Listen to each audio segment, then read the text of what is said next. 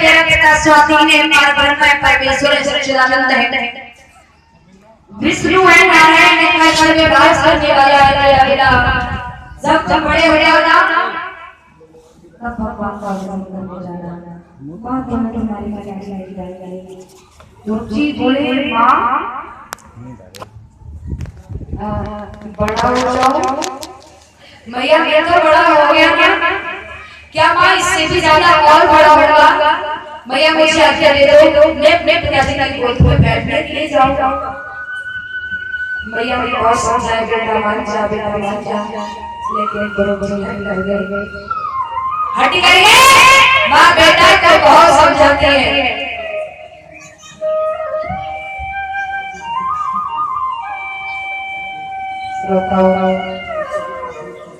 मैया रो रही है लेकिन द्रौपदी नहीं मान रही। द्रौपदी मां के पैर से जवाब दिया मैया तुझे सौगंध है अपने लाल की, मुझे भर जाने का त्याग दे। और सुनो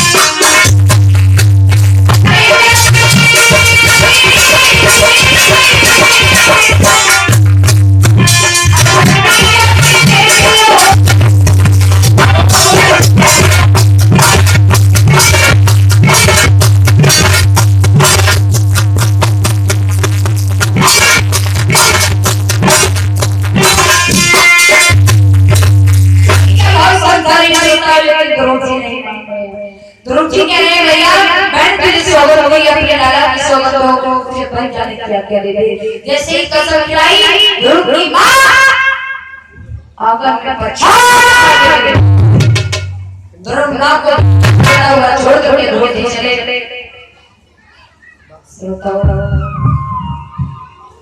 मंत्री को मालूम हुआ, महाराज कानपात को मालूम हुआ कि मेरा बेटा वन में जा रहा है, 22 की उम्र है, 5 वर्ष की। बहुत लौट आया, ध्रुव को जवाब दिया, उससे कह दो जाकर की चौकी रोटी होती थी नमक से मिलेगी, नहीं माने तो उससे कह देना पूरा राज्य भी दूंगा उसे मैं, लेकिन बात को न चला। ध्रुव जी से जब ये कहा कि हमारे पिताजी ने कहा है कि पूरा राज्य दूंगा, ध्रुव जी कह लगे तारे प्रभु तेरे नाम में इतनी शक्ति, मुझे पूरा राज्य मिलेगा। ध्रुव ने लौटा दिया मंत्री, आप लौट जाइए, आप लौट जाओ, मुझे धन्यवाद मानने की जरूरत नहीं है, मुझे तो सिर्फ अपने पिताजी की गोली को बैठना। श्रोताओं ध्रुव जी भागते हुए गए, रास्ते में उन्हें नारद जी मिले। नारद जी ने बहुत समझाया कि बेटा घर को लौट जा, बेटा घर को लौट जा। ध्रुव जी नहीं माने। अंत में नारद जी कहते बेटा इस जंगल में शेर बकरा बिल्लियां रहते हैं, तुम्हारा बच्चा कर जाएंगे, मान जाओ तो वन में मत जाओ। ध्रुव जी कहने लगे बाबा, ओ बाबा मैं एक बात कहूं, ये शेर बकरा तुमको चोरा खा रहे, मोगू खा ले। मोगू तो बाबा ऐसी लगत है कि तुम संत ना, तुम तो बनते हो, तुम संत नहीं है, तुम तो बनते हो। संत है वो तो कोई अंत है, जो संत है वो कोई अंत है, और आज बनता है वो संत है। तुम तो बन रहे हो।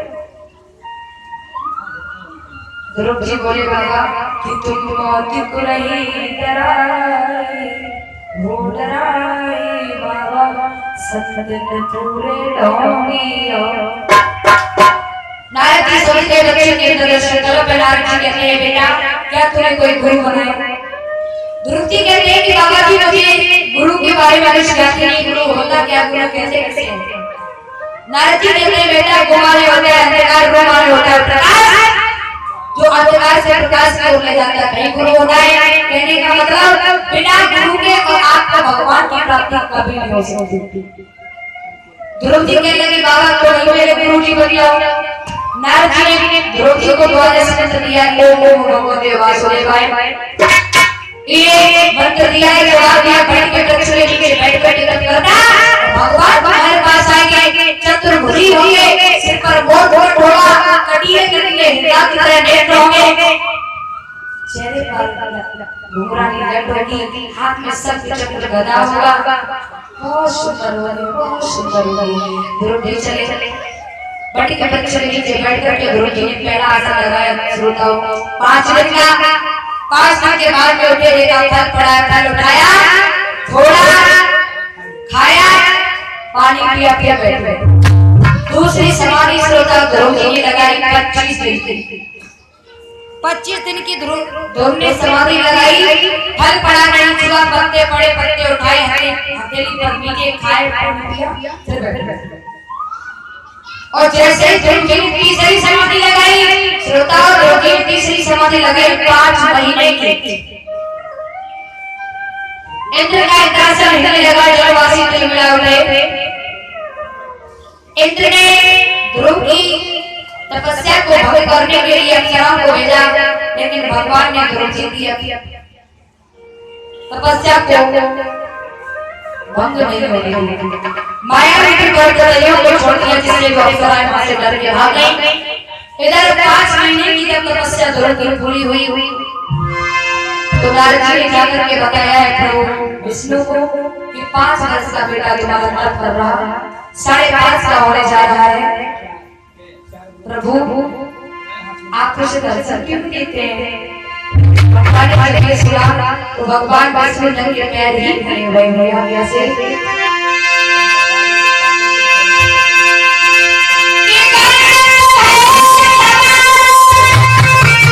What?